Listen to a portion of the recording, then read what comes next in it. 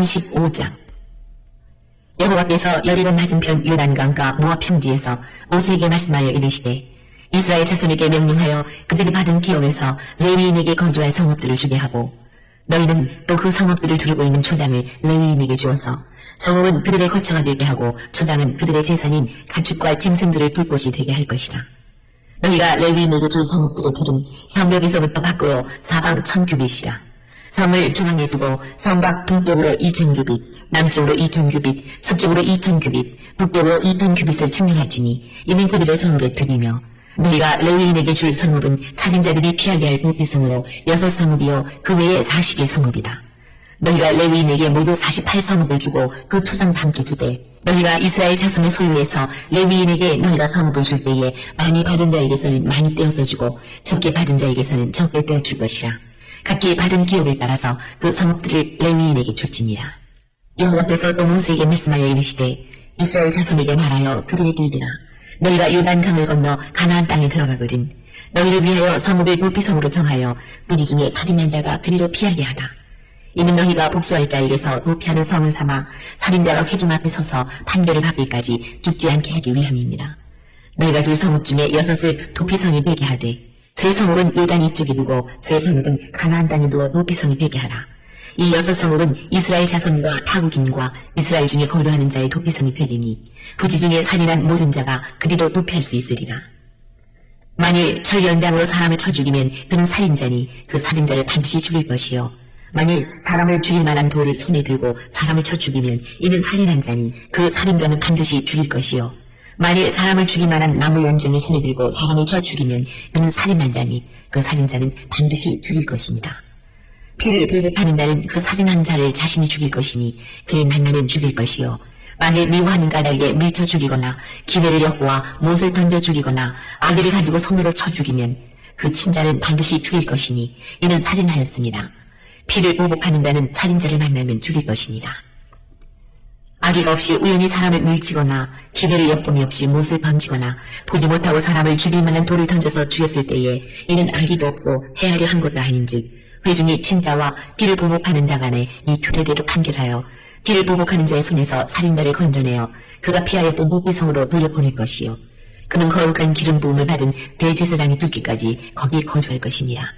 그러나 살인자가 어느 때든지 그 피하였던 도피성 지경 밖에 나가면 피를 보복하는 자가 도피성 지경 밖에서 그 살인자를 만나 죽일지라도 피 흘린 죄가 없나니 이는 살인자가 대제사장이 죽기까지 그 도피성에 머물러야 할 것이니라. 대제사장이 죽은 후에는 그 살인자가 자기 소유의 땅으로 돌아갈 수 있느니라. 이는 너희의 대대로 거주하는 곳에서 판결하는 규례라.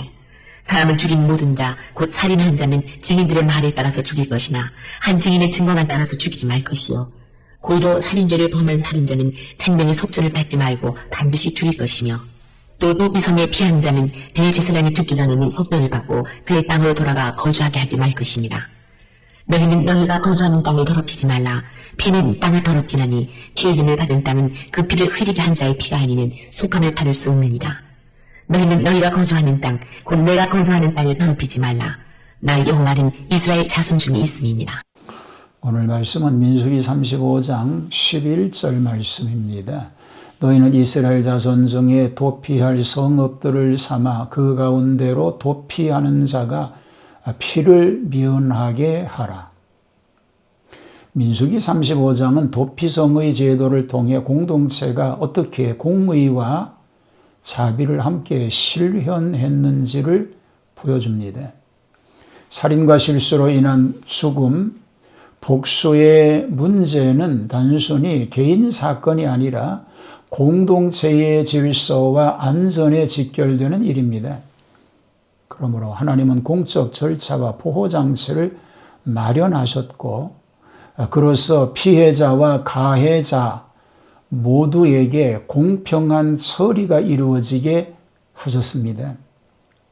첫째, 정의는 단호함과 절차를 필요로 합니다. 피해를 회복하고 공동체의 신뢰를 세우려면 사실을 가리는 절차와 공정한 판단이 필요합니다. 도피성 제도는 감정적 보복을 막고 사건의 진위를 밝히며 공적 판단을 통해 책임을 묻도록 만들었습니다. 오늘날에도 법과 절차를 존중하는 것은 공동체를 해체시키는 분노와 응징을 예방하는 첫 걸음이 됩니다. 둘째, 자비는 제도 속에서 실천될 때 지속성을 얻습니다.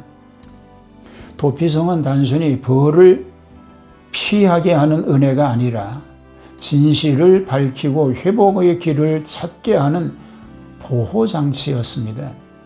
자비는 감정적 연민만으로 끝나지 않고 구조와 절차를 통해 지속될 때 온전해집니다.